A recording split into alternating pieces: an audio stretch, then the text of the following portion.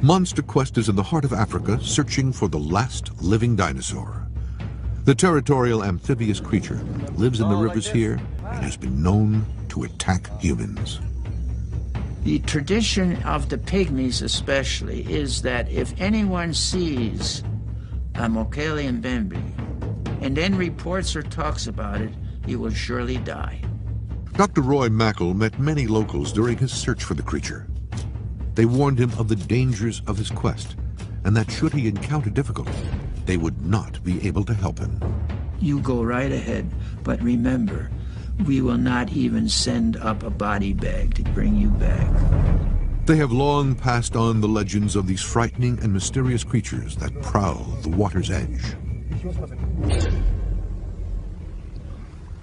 He was eating leaves, and the branches were falling in the water when he was eating. Nanga Norbert was fishing one night on the Dja River when he saw the creature. Even in the dark, he could tell this was not an elephant or rhino. With something like spines on his back, long neck, long tail, it's difficult to tell how big the animal was. It was dark, and the neck was so long that I was afraid and I just ran. Norbert turned his boat around and left the area. He was scared for his life. This animal has a reputation of breaking canoes, and he kills people.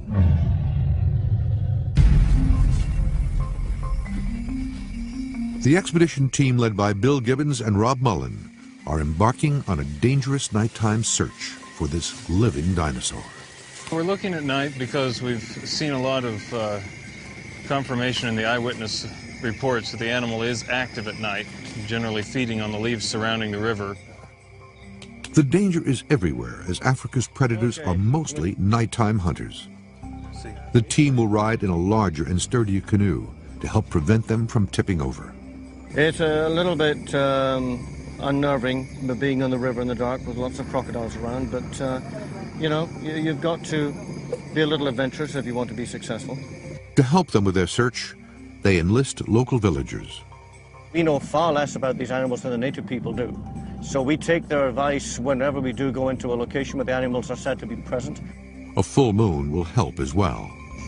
Mostly seeing shoreline, seeing some trees, not seeing much in the water. It's pretty calm at the moment. Any signs of surface disturbance, any signs of the animal eating at the edge of the water is what we're looking for. They'd be right up inside the tree line, among the foliage, browsing on the leaves. They stay close to shore for safety. People have been traveling down the river at night in their canoes, and they've literally ran into Mokele Mbembe's feeding. So we're trying to be as quiet as we can, just drifting with the current, to see if we might just spot a feeding Mokele Mbembe. That would be something if we can. We have a little moonlight tonight helping us in our search. Visibility is pretty good. I can see all the way to the shoreline here. I'd say these are ideal conditions. The water is very quiet. The river is very calm. No sounds, so we can easily hear any disturbance. As is common in this part of Africa, a storm arrives and builds quickly, forcing them off the river. There seems to be a storm coming in right now. It's been moving across in the Congo for quite some time. It's closing in on our position fairly quickly, so we need to get off the river and get back to camp before we get caught in the storm. We didn't hear anything of note, a lot of bird sounds and a few fish splashing in the river, but apart from that, no major activity. Well, it was very, very quiet. Not even crocodiles tonight, surprisingly. Usually there are a few crocs out at night, but a very peaceful, calm night on the river. Daybreak, and the team is back on the hunt. What can you see on the sonar? Right now, just small fish. We're at the bottom here, so I'm trailing down as close to the bottom as I can to see if we can identify some of these larger profiles that we've been hitting from time to time.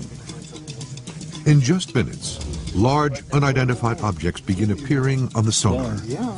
Whoa. Whoa. It's all up and down like this. Look at that. That could be a neck and a large body. I don't think that this is a pledge. No. This is something mysterious. Look at it. That is a very big target. What is that? Uh-oh. Uh-oh. Trouble is, it's so milky down there, I can't see anything on the camera. The river bottom has been stirred up by the rains. Some very unusual profiles in the water. Some of them fairly bulky, obviously some of them very long and snake-like. Once or twice we thought we caught sight of more of a bulky body with a long, slender neck attached to it. A couple of times we got that. Unfortunately, it's almost impossible to get good video from this river. The team decides to make the move toward the Bumba River. We're heading there because there's been some very recent activity on that river regarding Mokele and Mbembe. My understanding is some within the last few months. The Monster Quest science team has been analyzing the tracks said to have been made by the last living dinosaur. The large beast is thought to be from the sauropod family. The sauropod's toes are all three really close together, and these are widely spaced. The known tracks of sauropods seem to be unlike those found in Cameroon. Sauropods, some of them weighed up to 40 or 50 tons, so when they stepped on the ground, especially soft ground, they would leave impressions that were 2 feet deep in some cases. There actually are well-preserved sauropod trackways in several places. The most famous is in the Glen Rose Limestone in Biloxi River, Texas, where there's a series of very large sauropod trackways. Some are so large there's actually shots of kids back in the 1930s sitting there and taking baths in them. Dr. Prothero points to scientific dating of these tracks, which indicates they went extinct 65 million years ago. I think it's extremely unlikely that Mokele and Mbembe exists. The fossil record does not support the idea that sauropod dinosaurs were around for the last 140 million years in Africa, and we have an excellent fossil record to show that. Science is not about absolutes. Science is about probabilities. We never say never in science, even for things that are extremely improbable.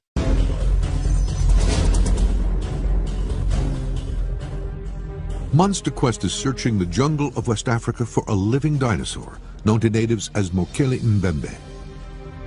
Sightings go back generations and suggest a large-bodied creature that has a long neck, small head, and long tail. This teacher says he collected footprints of the beast. This woman said that when the creature moved, the whole river shook.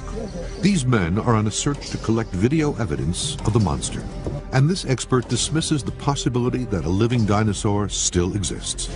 Some of the most recent activity was on the Bumba, so we're hoping that just maybe, considering the fact that the rains have stayed late into the dry season, there might still be some activity on the river. The expedition team is searching the area of recent sightings.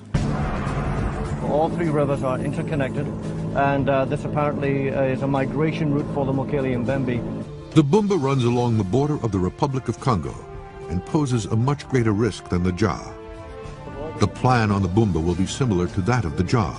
The team will head up as far as possible and then float silently back down, using the sonar and underwater camera. So good equipment all around. This time they will focus on the deep water pools where they believe the animal could be hiding. They would appear as just a large, dark object, possibly with certain contours, such as a long neck or a long tail. Right now, we're just passing over some slightly shallow water, 3 to 4 feet deep on average. Lots of silt on the bottom of this river.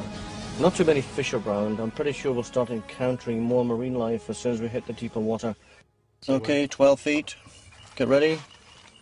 So we'll keep trawling the river here to see if there's anything interesting that we might be able to stumble upon. This is a little like fishing without bait. They will drift slowly down the river. It's the best way to find the animal without scaring it away. As we know what fish and crocodiles tend to look like on sonar, we're looking for something more unusual. At this point, we're doing everything that we can to find its habitat and locate it that way. Right now we're averaging 7 feet. We want to find something 20 feet plus in depth. We're hoping that the sonar can see what the eyes cannot. The water level's been pretty shallow, not surprisingly this time of year, but this doesn't do as much good. We are hoping to get into much deeper water. Up here it's a bit shallow here. Can we motor down towards the confluence of the Ngoko? So that way we can... In hopes of finding deeper water, they will move the boat closer to the headwaters of the Bumba and the jaw. 12 feet, 15 feet. Okay, stop. There's a big object here, fairly big, drifting along. Drop it right in, Rob. The plan to move to deeper water seems to be working. What's this? Look at that, look how long that is. The water is very dark and murky. Hang on, what's this? What's that? I don't know. Yeah, it's not quite. Look at this, look at this. The object quickly disappears. They decide to turn around and give it another look. We'll go back in the middle here, yeah? So as I say, drop it in, okay? Because we're coming back down to that same location. Drop it in now. The team has zeroed in on a possible target, but then another problem. Right on the border here, 10 guys. feet of water, yes. We don't want to go any closer to the Congo. The team is exactly where they want to be on the river, but just 100 feet away is the border with the dangerous Republic of Congo. Problem is we're getting a little bit too close to the Congo side. We don't want to get too far over the front. This is what they call the frontier river, because it could cause all sorts of complications for us. We're at the deep part of the river, 15 feet, but we can't stay here because it's politically sensitive. Gibbons and Mullen believe the major reasons why this animal hasn't been found is the remote location and the threat of searching in such a dangerous area. Yes, we have to go. Okay, let's go. They are very close, but cannot take the risk. They reluctantly head back to camp. On the way back, they collect the camera traps. I am anxious to see what's on these because you never know what will turn up next. Let's see what we can find. Motion 44, picture 3 of 3. So we have gotten some pictures in here. They examine them, but no unusual animals have been picked up on the cameras.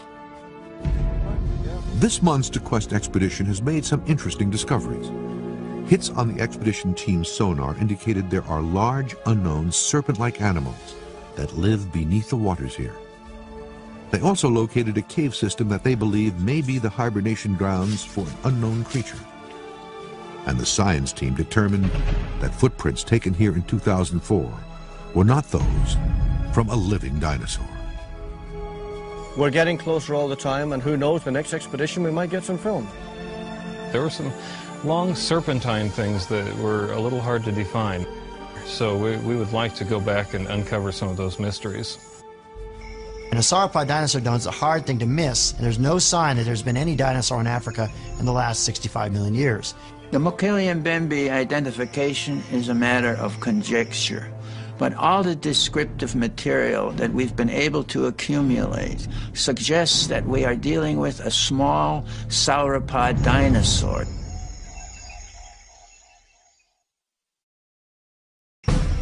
It's a monster that's terrified the masses. This animal can hurt everything in the river. This massive creature is said to be twice the size of an elephant. They talk about an animal between 30 to 70 feet in length. With Long, thin neck, bulbous body, and the heavy tail, the elephant-like legs. An animal thought to have been extinct for centuries. In fact, I think I'd feel safer in Jurassic Park. Now, Monster Quest travels to the wildest continent to search for the last living dinosaur. Whoa. It's all up and down like this. Look at that. What? Wow, what is that? And there are these footprints, huge footprints. Witnesses around the world report seeing monsters. Are they real or imaginary? Science searches for answers on Monster Quest. Africa, the cradle of mankind. This continent contains some of the world's most magnificent wildlife, from the gorilla and elephant to giraffe and gazelle. Among this vast wilderness, much of it unexplored, some believe there could be a monster that is a living relic, hidden deep in the jungle. This huge creature is said to prowl the land and lurk beneath inland waters. Natives call it Mokele-Mbembe, one that stops the flow of rivers. Heavy armored sides, scales, a fringe of scales down the back. Footprints of the order of 3 feet in circumference. He always came out of the cave to find food. The people call this animal Mokele-Mbembe. Eyewitnesses report seeing a creature with a long neck and a snake-like head. They say it has a body as big as an elephant with 4 legs, claw-like feet, and a long tail. Most of these accounts suggest it is a semi-aquatic animal that spends most of its time in the rivers that run through the jungle.